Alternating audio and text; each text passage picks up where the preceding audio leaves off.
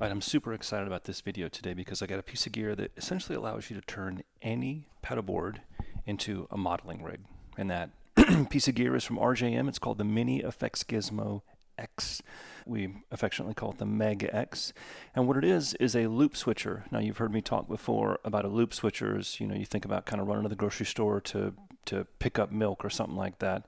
A loop switcher kind of does that for audio. It like sends your audio signal out on an errand, looping it to pick up the sound from a stop box, and it loops it back into your rig. You can turn off some of these loops, and when the loop is deactivated, it's out of your signal, and when the loop is activated, it's in your signal. So when I said you could turn any pedalboard into a helix, the thing that we love about a helix is that you're able to push one button and make so many things change at once. So you can get completely different amps, completely different reverbs, delays, all that stuff. And a conventional pedalboard would need kind of a smart switching system to do something like that. So what the MEG X allows me to do is to use my favorite pedals, but also some sort of MIDI switcher that allows me to kind of call in some of those loops or not. So what I've got here in front of me is a pretty fabulous little board. It's a HX effects unit right here in the bottom left corner, and that allows me kind of all my wet effects. For the amp models, I'm using a Tone X, which is pretty popular right now. I've got a couple of different amps loaded into there. Top left is something called the Selah Quartz, and it's basically a MIDI activated timekeeper.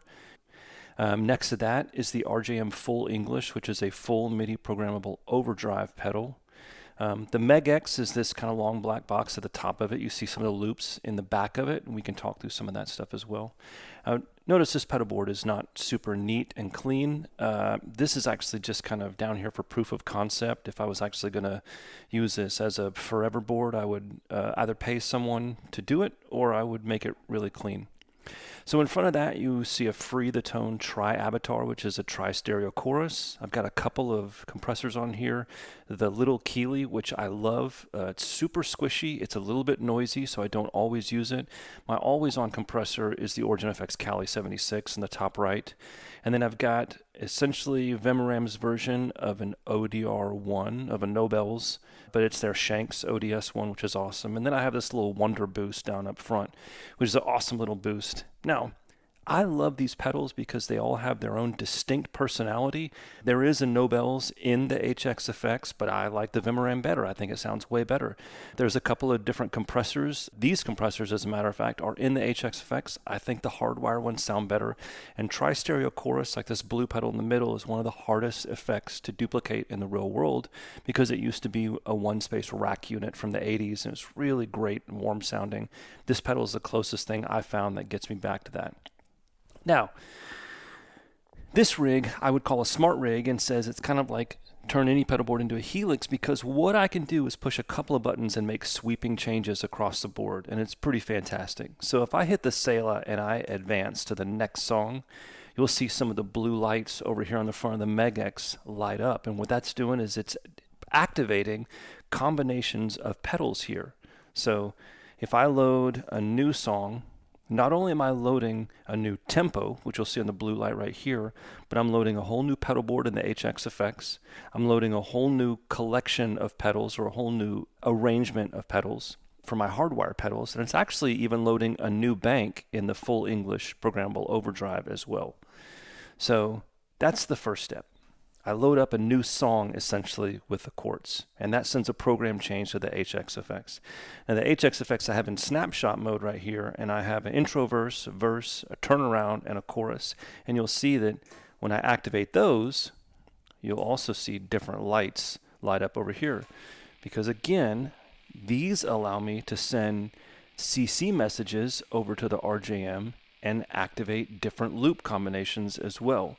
So not only can I use snapshots on the HX effects to load up different sounds here, but at the push of a button, I can also bring in and out different combinations of my hardwired real-world pedals. Now I'll show you what that sounds like.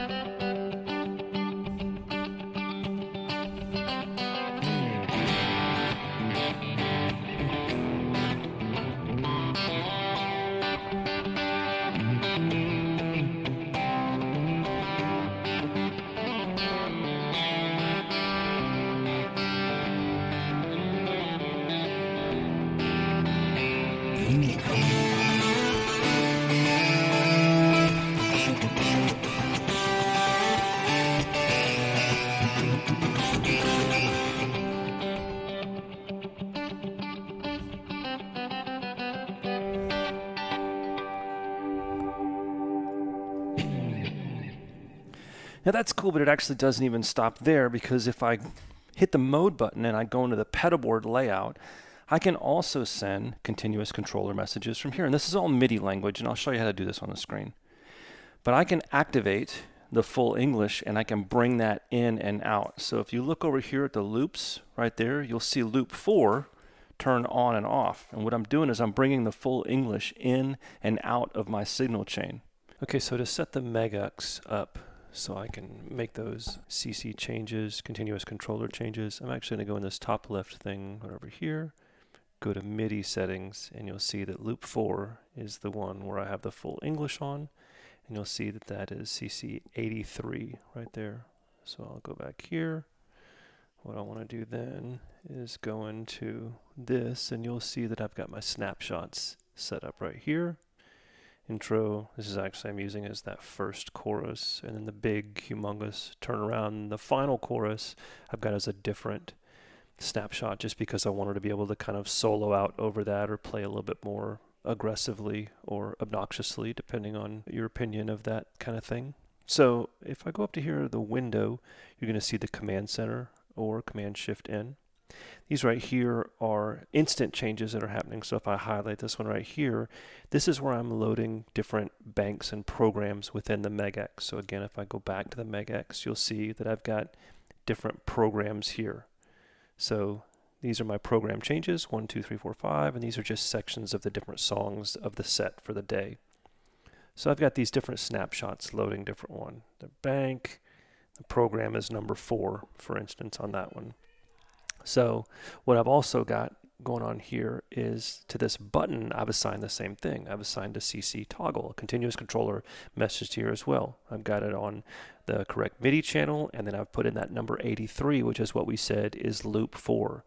So essentially I know that it's easy to say that I'm turning on and off the full English pedal, but what I'm really doing is just activating that individual loop, not a set of loops. I'm just activating that single loop on and off, which you saw that fourth light up, so you can kind of see whenever I push on this button on the HX effects, it's activating that single loop.